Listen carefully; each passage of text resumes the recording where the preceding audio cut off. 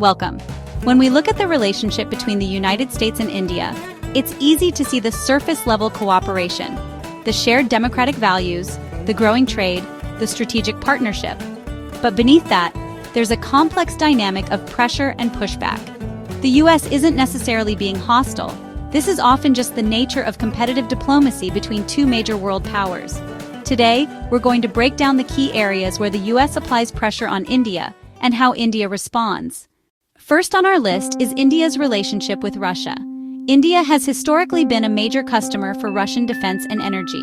This long-standing partnership came under the spotlight after Russia's invasion of Ukraine. The US has been putting pressure on countries worldwide to isolate Moscow. However, India has maintained its stance of neutrality.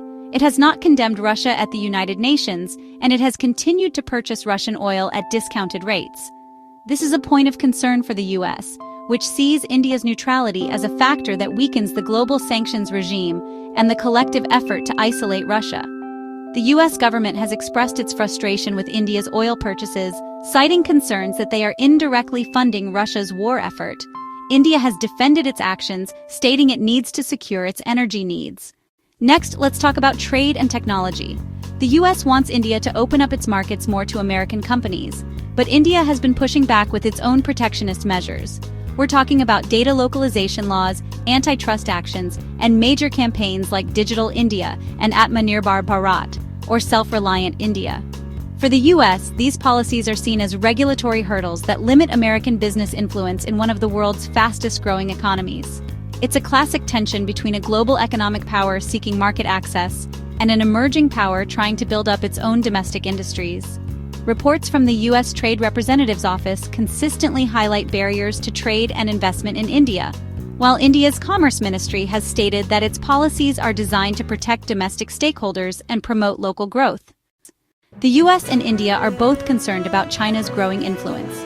The US wants India to be a more assertive partner in countering China through alliances like the Quad, a strategic forum that includes the US, Japan, and Australia. However, India has a different approach. While it is concerned about China, it prioritizes strategic autonomy. It wants to cooperate, but it won't become a proxy for the US. This cautious approach is often a point of frustration for the US, as it limits the Quad's potential military edge against China.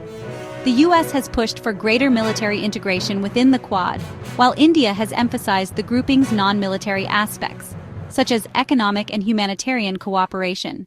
This dynamic extends into defense purchases. The US wants India to reduce its reliance on Russian military equipment and buy more from the West. A perfect example of this is India's purchase of Russia's S-400 missile defense system. This deal prompted the US to threaten sanctions under its CAATSA law, designed to punish countries that buy military equipment from Russia. While India was ultimately spared, the threat highlighted the strategic tension. The US has a law called CAATSA, Countering America's Adversaries Through Sanctions Act, that was designed to punish countries that engage in significant transactions with Russia's defense sector. India's S-400 purchase, a $5.43 billion deal, was a major test of this law. Finally, there's climate change. The US is pushing India to reduce its dependency on coal and accelerate its transition to clean energy. This is a tough conversation. India's argument is that developed nations, including the US, polluted first and now expect developing countries to halt their economic growth. This creates a fundamental tension over who has the greater responsibility to act.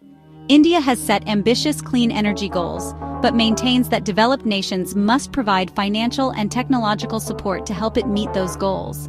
India's official stance is that historical polluters should bear a greater burden for climate action. In summary, the US and India's relationship is a delicate balance of cooperation and competition. The US pressures India on everything from Russia and trade to human rights and climate change. But at the same time, the US sees India as a vital strategic partner in counterbalancing China and maintaining order in the Indo-Pacific.